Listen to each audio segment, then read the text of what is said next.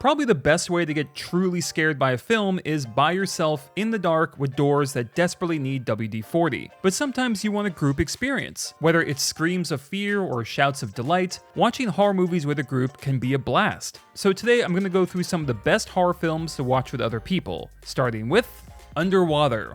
Real quick, if I sound a little bit different, that's because I have a post-root canal issue that I'm dealing with. Fun! It's real unfortunate that TJ Miller, both in dialogue writing and performance, is so aggressively obnoxious in this movie. A wacky comedy relief isn't a relief when I'm relieved at the thought of them being torn to pieces. And while we're on negatives, the other characters aren't that intriguing despite the solid acting. So why am I recommending this? Because both as a creature feature and an atmospheric horror flick, Underwater works. It reminded me a lot of the video game Soma, in that the deep sea actually comes across like deep sea, with all its murky detritus and adaptive lighting.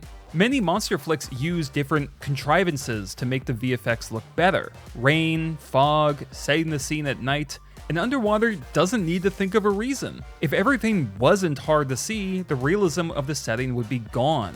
This is all to say that the movie never falters in its atmosphere. It's one of those things where you're anxious but also mesmerized. You can't look, but you can't look away. Underwater uses its setting to great effect when introducing enemies. It's fast-paced and intense, a perfect popcorn movie with one of the greatest villain reveals maybe ever.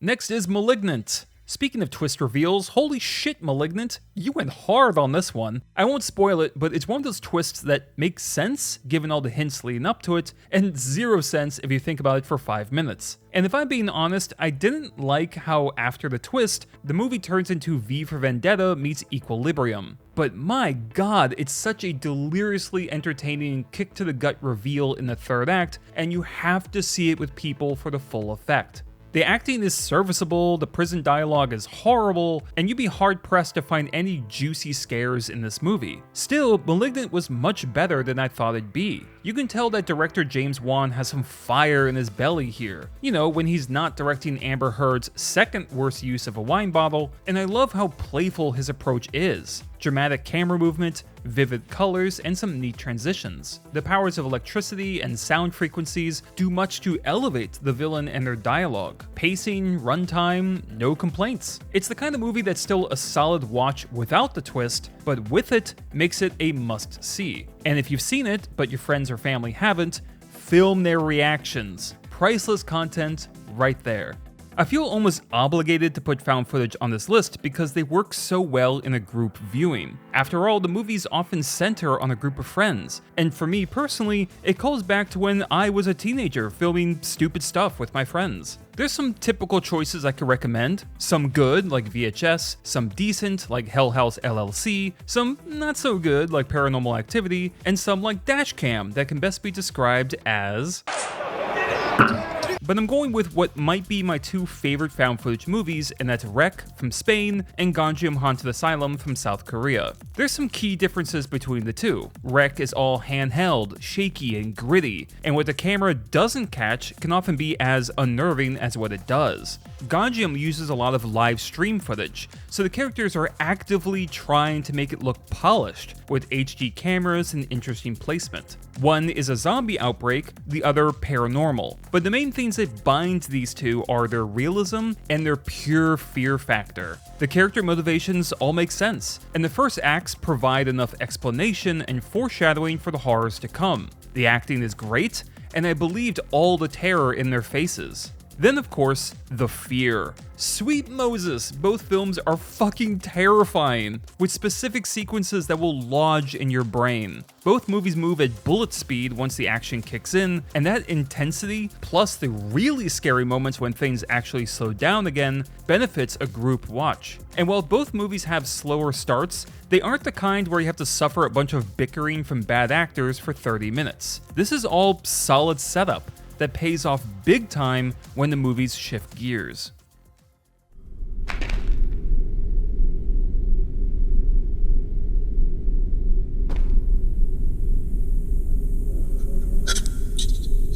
Next is the Hallow. I am fascinated by Irish horror, to the point where I want to do a video essay about it. Comment below if you'd like to see that. Beautiful cinematography, lush yet oppressive landscapes, and brutal violence. Nature tends to dominate as a theme, and often the setting is as big of a character as the protagonist. The Hallow checks these boxes, but where it separates from others that I've seen is that it really leans into the nature aspect, and comparably, may as well be sitting on the fast forward button. The Hallow is feverish and frantic and foul and full of grime. Every scene showcases some level of muddiness or rot. This carries over to the creatures, which look like they were birthed from the trees themselves and blindly scuttle around. This creates a sense that nature itself is an enemy, and leads to some disturbing sequences. Once this thing gets going, it just doesn't stop. And there's a scene that's basically a car chase that will get the heart pumping. The Hallow is fast and violent, but never sloppy or stupid. The practical effects are inspiring, and as a whole, I think this serves the late night rent with friends very well. You know, I realized that I didn't include any horror comedies, so let's just do like a lightning round of some of my favorites that will work perfectly with some pals. Here we go. Grabbers. An Irish village must fight blood-sucking creatures that are allergic to blood with high alcohol content. Need I say more? Shaun of the Dead. This one's obvious. Bloody, funny, well-edited, and surprisingly touching in places. If you're one of the 5 zombie fans who hasn't seen this, do it with a crowd. Cabin in the Woods, basically a present for the horror community, taking every trope of the genre and spinning it into comedy gold. It's got a great concept at its center to tie it all together, hilarious office bro chemistry, and one hell of a finale. The Final Girls, a condensed Cabin in the Woods in that it's super meta, but focuses on satirizing the Friday the 13th movies. It's really well shot, the actors all fit their roles, and it should be a blast for a group even with the smallest knowledge of the Jason franchise. Bodies, Bodies, Bodies totally succeeds as the wacky party gone wrong Gen Z flick, while simultaneously mocking facets of Gen Z culture. A vibrant energy surges through this story, and the cast is perfect, especially Rachel Sennett, who kind of runs away with the movie. And One Cut of the Dead. I have never seen a movie reward the viewer like this one. A wild one-shot first act, a slower second act, and a third act that pulls a fast one on the audience, and it is glorious beyond words. I like your podcast, Alice. What is your podcast about? Hanging out with your smartest and funniest friend. Did you just groan? Why have we got to go to Lizzie's? Because we do. She dumped you. I have to know if she's all right. Why? Because I love her. All right, gay. Next is Final Destination 2. Final Destination 3 is great, but I think Final Destination 2 works best in a group setting because of the kill sequences. Each film in the franchise opens with some kind of catastrophe, and number 2 has the best one, no contest. The highway sequence is almost apocalyptic in its destruction. The suspense builds wonderfully, and much of it uses practical effects. The singular murder scenes are also inventive and visceral and cleverly tie back to this whole clue-finding aspect to the plot. Whether it's a dentist office or an elevator, the movie knows how to tap into common uncomfortables, let's just call that a word, that many of us share. The script is tight, the deaths are joyous, the apartment scene is phenomenal. Watch this with some friends. The Descent. I've talked about The Descent a few times on my channel, so I'll just break it down into 3 quick reasons for why it works for a group watch. 1. The friendship between the women feels genuine, and I could envision this as a perfect sleepover watch for girls. But after a certain age, honestly, because reason number 2, The Descent is scary. Effective jump scares, gory as hell, and a harrowing, claustrophobic setting that's frightening even before the Stephen Millers show up. And reason number 3, The Descent, outside of its violence, doesn't move fast, yet feels like it does because there's always something engaging.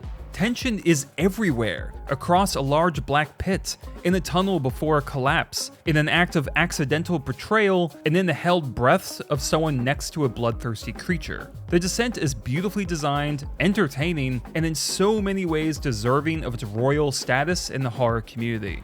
So much fun. Next is the remake of House on Haunted Hill. I can see how loyalists of the 1959 classic with Vincent Price would watch this and be horrified for all the wrong reasons. This is bright and cheesy and very much a product of the 90s. But if you watch it as exactly that, a colorful, campy, and surprisingly imaginative time capsule, this is kind of awesome. The cast is interesting. Not bad, not as bonkers as Anaconda, but interesting because it is star-studded and yet they all clash. Chris Kattan, a scene-chewing Jeffrey Rush, and a femme fatale Famke Janssen. I dig it. It adds to the anything can happen energy, the actors suit their roles, and there's a lot of tension. The house itself is more modern and colorful than a typical haunted house. However, what shocked me was toward the end, when House of Haunted Hill dishes out the sequence with super impressive practical and computer-generated effects. They are bursting with creativity, they're memorable, and they must have taken a lot of time to produce. It's a nice cherry on top of a very fun 90s roller coaster of a film.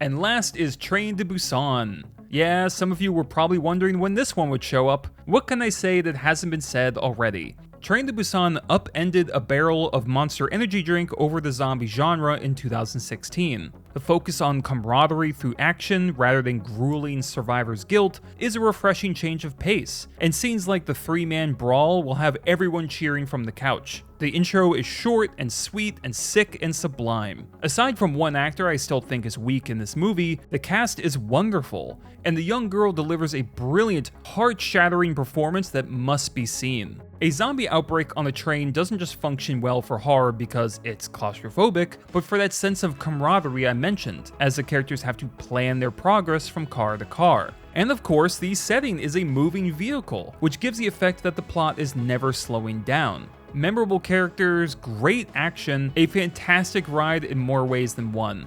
Train to Busan straight up rocks. So what are your favorite horror flicks to watch with people? Share in the comments below. Check out this playlist for more horror movie reviews, and stay tuned for my next live stream where I'll be doing a big tier list of found footage movies. Subscribe, share the video, check out the Patreon link below. You guys are the best. And as always, thanks for watching.